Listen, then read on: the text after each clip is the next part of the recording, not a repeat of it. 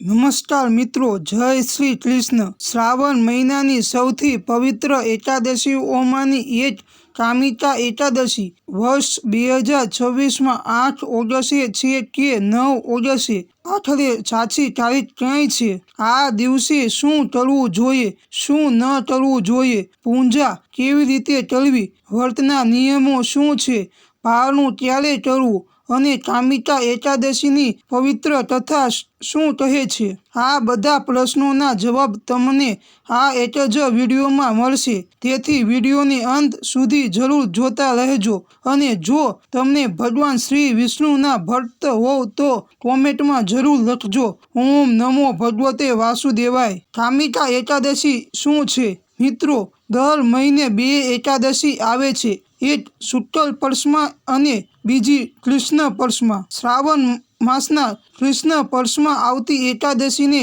કામિકા એકાદશી કહેવામાં આવે છે। પુરાણોમાં ભગવાન શ્રી કૃષ્ણને યુધિષ્ઠિરને આ એકાદશીનું મહાત્મય જણાવ્યું છે। આ એકાદશીનું વ્રત કરનારને અનેક યજ્ઞો જેટલું પુણ્ય પ્રાપ્ત થાય છે અને ભગવાન વિષ્ણુની વિશેષ કૃપા મળે છે। 2026માં કામિકા એકાદશી ક્યારે છે? હવે સૌથી મહત્વની વાત, 2026માં કામિકા એકાદશી 2 તારીખને લઈને લોકોમાં મૂંઝવણ છે। સાચી માહિતી મુજબ એકાદશી તિથિ શરૂઆત થશે 8 ઓગસ્ટ 2026, એકાદશી તિથિ પૂર્ણ થશે 9 ઓગસ્ટ 2026। તેથી કામિકા એકાદશી 8 ઓગસ્ટ 2026 શનિવાર અને વૈષ્ણવ કામિકા એકાદશી 9 ઓગસ્ટ 2026 રવિવાર। જો તમને સામાન્ય ગૃહસ્થ છો, સ્થાનિક પંચાંગ અથવા તમારા ગુરુજીના માર્ગદર્શનની મુજબ વ્રત કરવું। કામિકા એકાદશીનું મહત્વ, મિત્રો, શાસ્ત્રોમાં જણાવ્યું છે કે જે ફળ ગંગાના સ્નાન, કાશીની યાત્રા,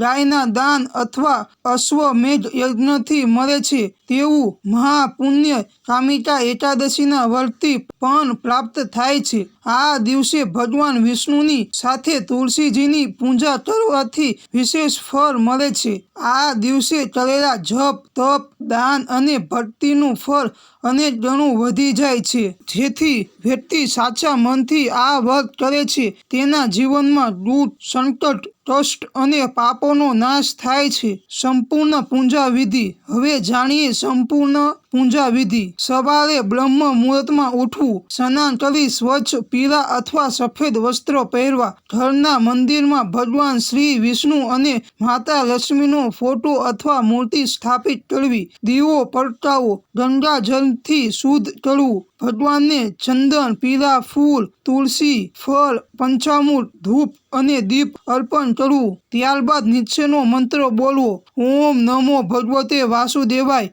ઓછામાં ઓછો 108 વખત જાપ કરવો। વિષ્ણુ સહસ્ત્રનામ અથવા ભગવાનને ફળનો ભોગ ધરાવવો। સાંજે ફરી આરતી કરવી, શક્ય હોય તો રાત્રે ભજન કીર્તન કરવું। વ્રતના નિયમો, કામિકા એકાદશીના દિવસે ચોખા ખાવા નહીં, માંસાહાર, દારૂ, લસણ અને તામસિક ભોજનથી દૂર રહેવું, ખોટું બોલવું નહીં, કોઈની નિંદા કરવી નહીં, ક્રોધ કરવો નહીં, બ્રહ્મચાર્યનું પાલન કરવું, શક્ય હોય તો નિર્જરા અથવા ફળ આહાર વ્રત રાખવું, ભગવાનનું નામ સતત લેતા રહેવું, કંઈ વસ્તુઓનું દાન કરવું। આ દિવસે દાનનું વિશેષ મહત્વ છે। તમે અનાજ, ફળ, કપડાં, ઘી, તલ, દક્ષિણા અથવા ગરીબોને ભોજન કરાવી શકો છો। શક્તિ પ્રમાણે કરેલું દાન પણ ભગવાનને સ્વીકાર છે। કામિકા એકાદશી વ્રત કથા, હવે જાણીએ કામિકા એકાદશીની પવિત્ર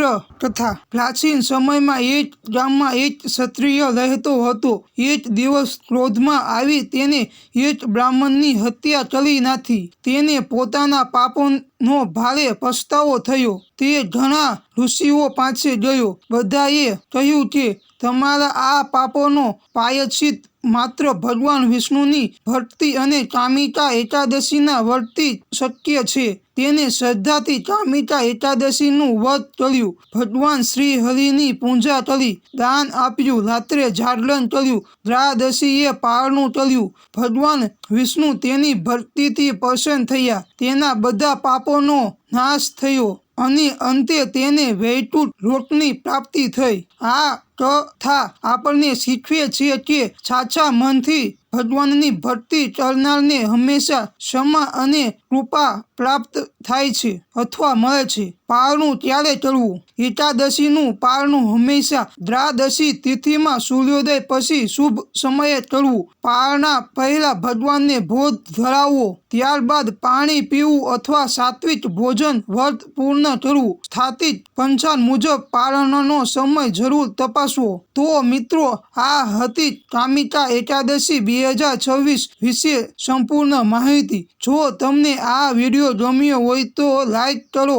અને તમારા મિત્રો અને પરિવાર સાથે શેર કરો અને અમારા ગોડ ચેનલ 11ને જરૂર સબસ્ક્રાઈબ કરો. કોમેન્ટમાં જરૂર લખજો જય શ્રી વિષ્ણુ અથવા ઓમ નમો ભગવતે વાસુદેવાય. ભગવાન શ્રી હરિ તમારી તમામ મનોકામનાઓ પૂર્ણ કરે. જય શ્રી કૃષ્ણ. ધન્યવાદ.